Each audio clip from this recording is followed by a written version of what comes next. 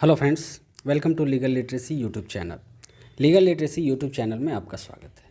Friends, मान लो आपने किसी को इतना परेशान किया कि उसने सुसाइड कर लिया, उसने आत्महत्या कर ली। तो आप ये बताओ, अगर आप लॉ स्टूडेंट नहीं हो, लॉ से आपका कोई लेना देना नहीं है, तो आप ये बताओ कि आपने कोई ऑफेंस किया या नहीं किया।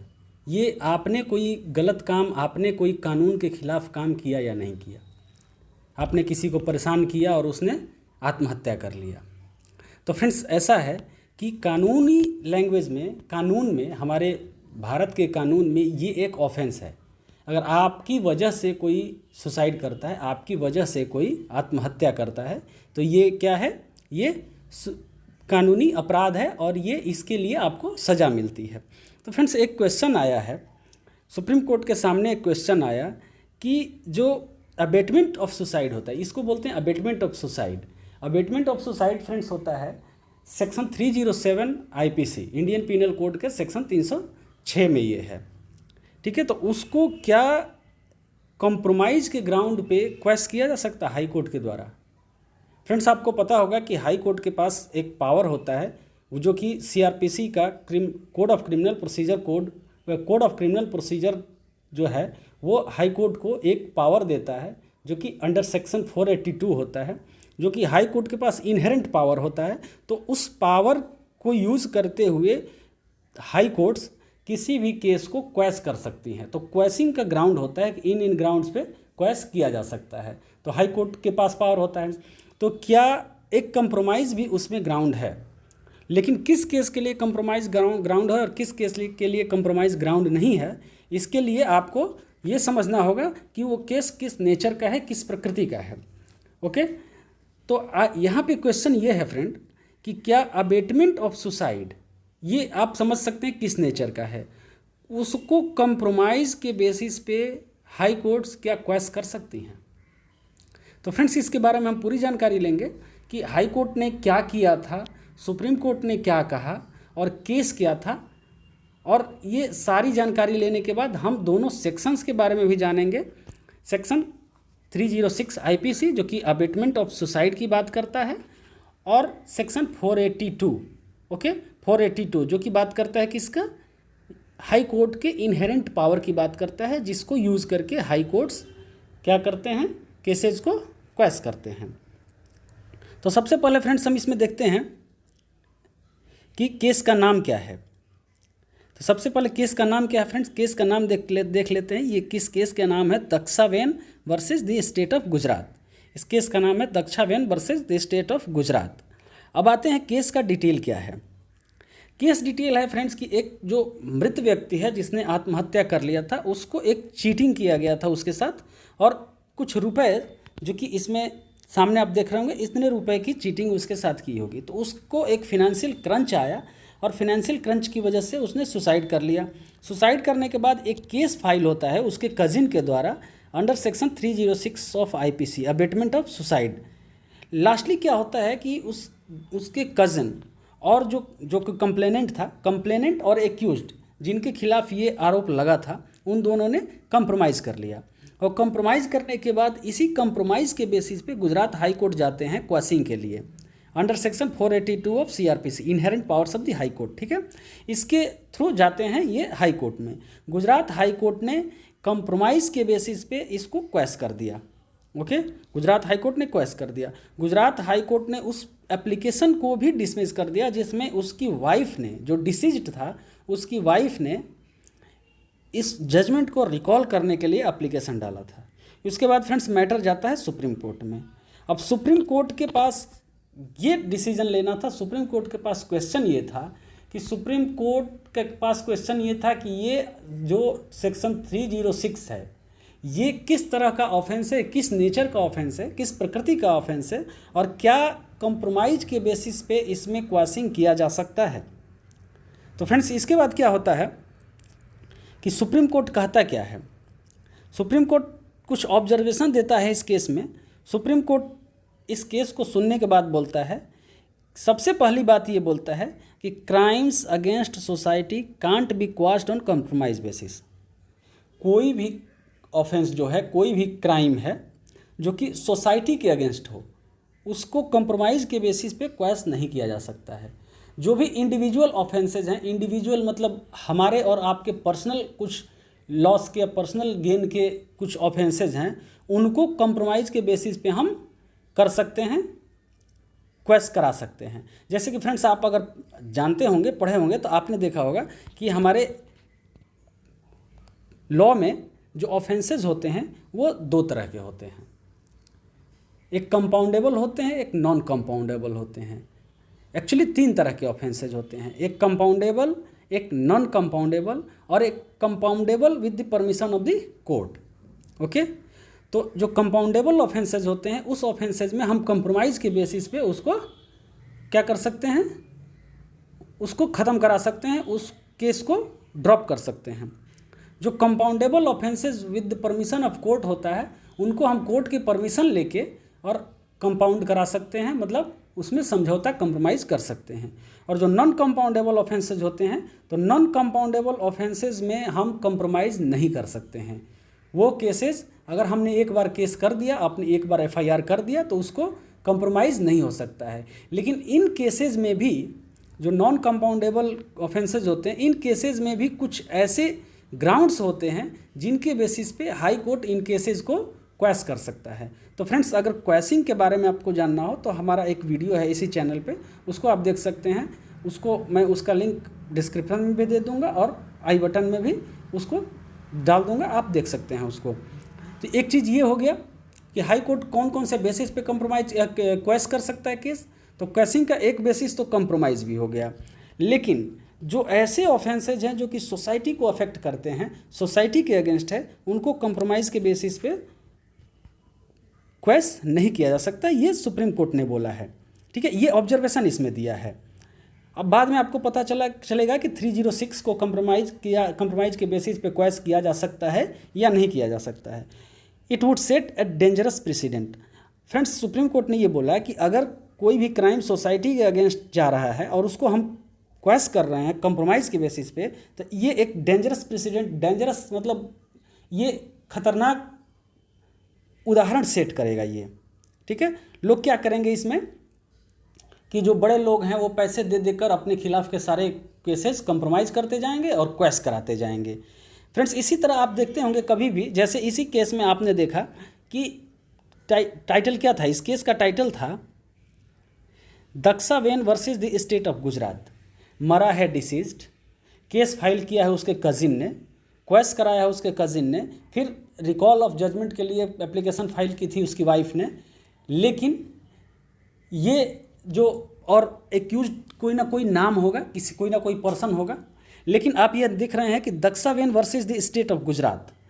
अगर आप लॉ स्टूडेंट हैं, लॉयर्स हैं, तो आप तो समझ रहे होंगे। लेकिन जो कॉमन मैन है, जो कि लॉ से जिनका वास्ता नहीं है, उनके लिए द स्टेट ऑफ गुजरात मतलब ये केस आपका स्टेट के खिलाफ है।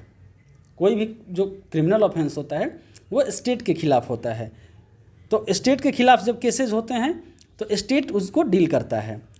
इसके बाद क्या आता है फ्रेंड्स कि सुप्रीम कोर्ट ने कहा इस केस में कि an informant has no right in law to withdraw the complaint and non compoundable offence serious and heinous in nature which impact society. मतलब एक इन्फॉर्मेंट है, इन्फॉर्मेंट का मतलब सूचक है, जो भी केस करता है। कंप्लेनेंट होता है या इन्फॉर्मेंट होता है। अगर आप एफआईआर करते हैं तो इन्फॉर्मेंट हो जाते हैं, कंप्लेन करते हैं कोर्ट में जाके तो कंप्लेनेंट हो जाते हैं। तो अगर कंप्लेनेंट और इन्फॉर्मेंट के पास कोई भी केस को, जो भी नॉन कंपाउंडेबल केस है, उसको विड्रॉ करने का अधिकार नहीं है। अगर मान लो किसी ने हमारे ऊपर जानलेवा हमला किया, हमने 307 में केस कर दिया, अब वो कंप्रोमाइज़ के बेसिस पे हम उसको केस को वापस नहीं ले सकते हैं, क्योंकि वो केस क्या हो गया, स्टेट के अगेंस्ट हो गया।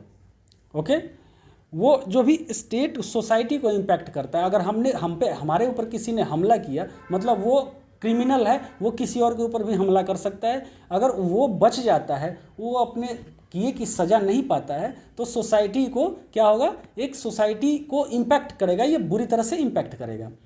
ठीक है, तो इसको अगर हमने एक बार केस कर दिया तो हम क्या कर सकते हैं, उसको वापस नहीं ले सकते हैं। इन्फॉर्मेंट का बस राइट इतना है कि आपने केस कर दिया और वो अब स्टेट उस केस को कैरी करेगा। आप चाहे करें या ना करें। ओके, ये एक हो गया सुप्रीम कोर्ट का, ये ऑब्जर्वेशन हो गया फ्रेंड्स। तो इस ऑब्जर्वेशन के बाद क्या होता है, सुप्रीम कोर्ट ने एक चीज़ और कहा कि सुप्रीम कोर्ट ने 3 जजेस बेंच के एक जजमेंट को नोटिस किया, ठीक है, नोट किया, जो कि जजमेंट है state of Madhya Pradesh versus Lakshmi Narayan, 2019 का जजमेंट है।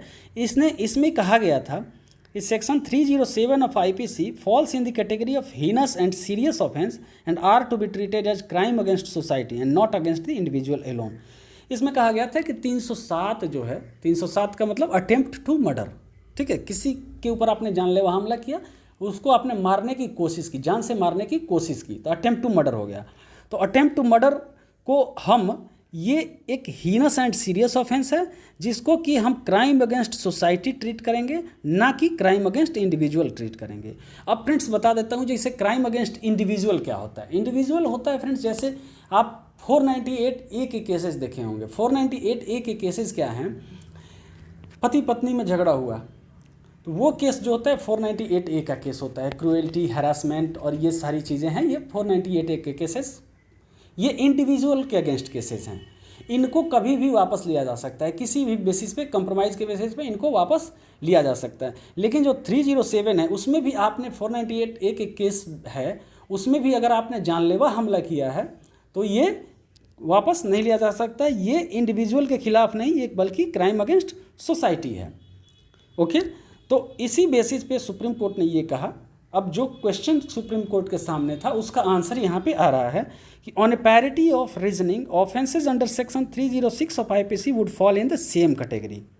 ठीक है, जो जैसे 307 के बारे में कहा गया है कि क्राइम अगेंस्ट सोसाइटी है, not against the individual alone है, तो सेम इसी तरह से offence under section 306 of IPC same category में फॉल करेगा। और सेम कैटेगरी में फॉल करने के बाद यहाँ पे आता है सेम कैटेगरी में फॉल करेगा, और साथ में ये कहा कि abetment of suicide also falls in the category of heinous and serious offence and are to be treated as crimes against society and not against the individuals alone. Okay, it can't be quashed on the basis of compromise between the parties.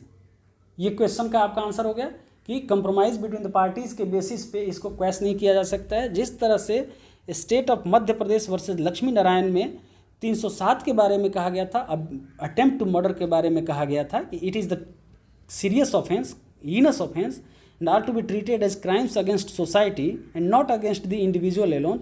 तो same reasoning पे इसी भी तरह से crime offence under section 306 of the IPC falls in the same category. तो इसको भी compromise के बेसिस पे क्वेश्चन नहीं किया जा सकता। तो फ्रेंड्स, अगर आप लॉ स्टूडेंट हैं तो इस केस को याद रखेंगे, लॉयर हैं तो इस केस का आप हेल्प ले सकते हैं आपके अपने आर्गूमेंट में, अपने कोर्ट्स आर्गूमेंट्स में। और अगर आप स्टूडेंट हैं, जुडिशरी वगैरह की तैयारी कर रहे हैं तो भी आपके लिए अच्छा है। और साथ ही साथ अगर आप कॉमन मैन हैं, आप नहीं जानते हैं लॉ के बारे में, डॉक्टर, इंजीनियर कुछ भी हो सकते हैं, तो भी आप ये चीज़ एक ध्यान में रख सकते हैं कि किन तरह के केसेस को कंप्रोमाइज़ किया जा सकता है, किन सब तरह के केसेस में कंप्रोमाइज़ नहीं किया जा सकता है। अब फ्रेंड्स थोड़ा सा हम देख लेते हैं सेक्शंस जो इसमें इन्वॉल्व हैं। तो इसमें 2 सेक्शन मेनली इन्वॉल्व हैं। ठीक है, इसमें हमने बात 3 सेक्शन की 307 की भी की है, तो 307 की थोड़ी सी बात की है, लेकिन मेनली 2 सेक्शंस इन्वॉल्व हैं। एक सेक्शन है section 306 of IPC, abetment of suicide. अब यहाँ पढ़ लेते हैं, if any person commits suicide whoever abates the commission of such suicide shall be punished with imprisonment of either description for a term which may be extended to 10 years and shall also be liable to fine।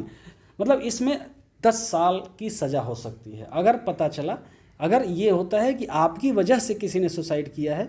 आपकी वजह से क्या मतलब, आपकी वजह से अगर आपको किसी ने बहुत अच्छा पसंद कर लिया और आप उसको नहीं मिले और किसी ने सुसाइड कर लिया, तो ये आपकी वजह से सुसाइड करना नहीं माना जाएगा।